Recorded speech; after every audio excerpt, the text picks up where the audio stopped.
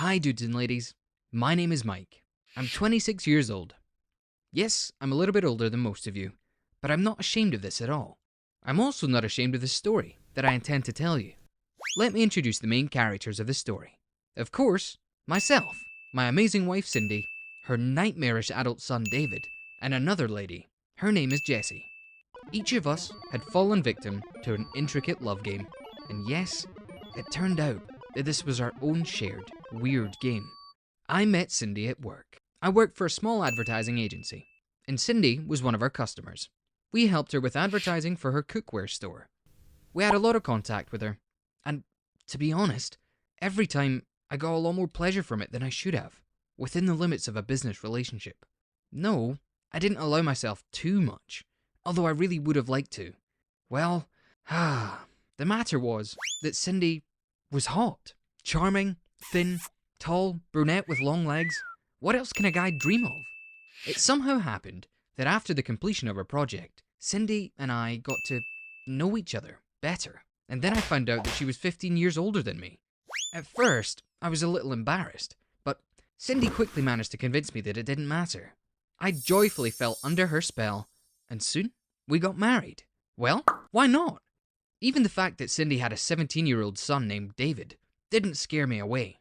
For some reason, I didn't meet him until the wedding, and soon I perfectly understood why.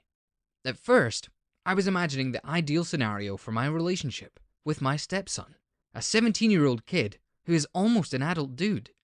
I thought that we would become great buddies, but in fact, David was just a terrible infantile teenager.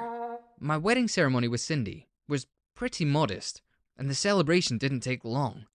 So, by the evening of that day, I was at my wife's house. Cindy needed some time to freshen herself up, and I decided to chat with my stepson.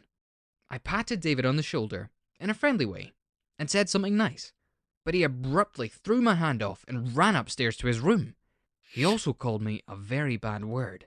By the way, he did the same thing later, a few more times, but I didn't know how I could get him to answer for his behavior. Of course, I never tried to get physical with him. That little monster would have gladly called the police in that case. Most of the time, David sat in his room, in front of his laptop, and watched cartoons that I wouldn't watch even if I was like 8 years old. It was totally cringeworthy for me, but I honestly still tried to build bridges between us. Yep, literally. I don't know how many times I built some incredible sandwiches that I believed a teenager should have loved, and knocked on his door, thinking we could spend some time together. Usually, my stepson would just call me a bad word and refuse to open the door. But sometimes he'd open it, take the sandwiches, close the door, and still call me a bad word. I hated him. If he wasn't sitting in his hole, he was lying in the living room floor, playing his Xbox in front of the TV. And yes, if I sat next to him, he'd immediately run away.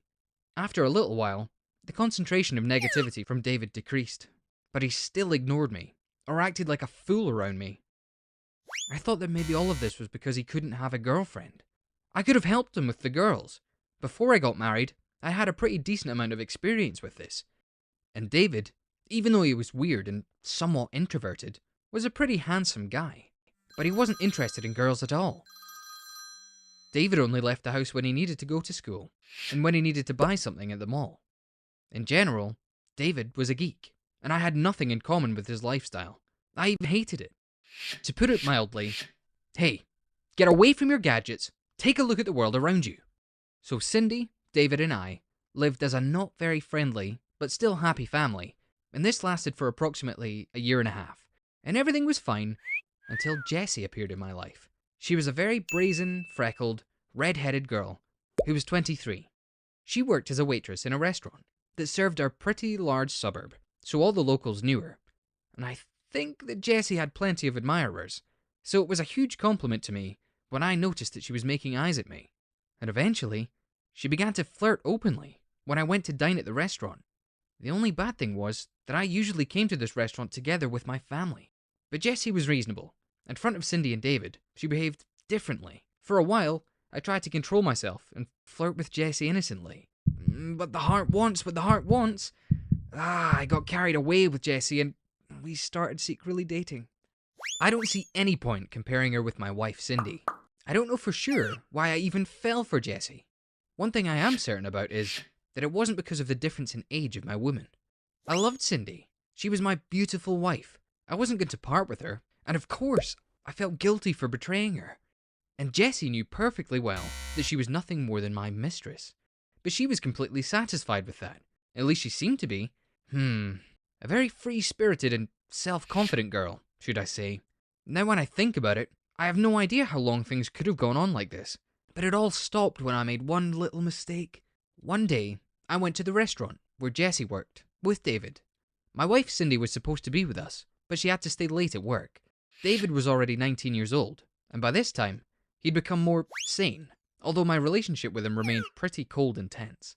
We walked in and sat at our favourite table, but David forgot to take off his jacket, so he went back to hang it up in the lobby. It was Jessie's shift. She saw me alone. Joyfully, she shook her mane of red hair, and quickly came over to take my order. And she was somewhat, well, more hospitable than a waitress should have been. I didn't have time to explain to Jessie that I'd come with David today, as she hung on my neck, and even tried to kiss me. So I had to almost push her away, but it was too late. David peered out from behind a slightly offended Jessie. Judging by David's face, I realised that he had just enough time to see something, but it seemed that he didn't fully understand what it was. Jessie immediately realised what had happened, and hugged David in the same way, like she was greeting him. In a really smart move, she decided to pretend that she was so glad to see her regular customers. I don't know if it was convincing, but David didn't say anything, and as I understood it over time, he also didn't say anything to his mother. A little more time passed after that, and with time, I managed to get this restaurant incident out of my head, and everything was going smoothly, with both of my girls. But suddenly, I got an unexpected phone call from Jessie. My number 2 girl needed my experienced advice. It turned out that David had come into the restaurant yesterday. He asked the hostess to specifically have Jessie serve him, and while she was working, he tried very hard to start a conversation with her. According to her, my stepson behaved very nicely, but not like his usual self. Jessie noticed that as opposed to his usual very introverted and non-talkative demeanour, that evening, David was completely different. He blossomed, and he was cheerful and funny.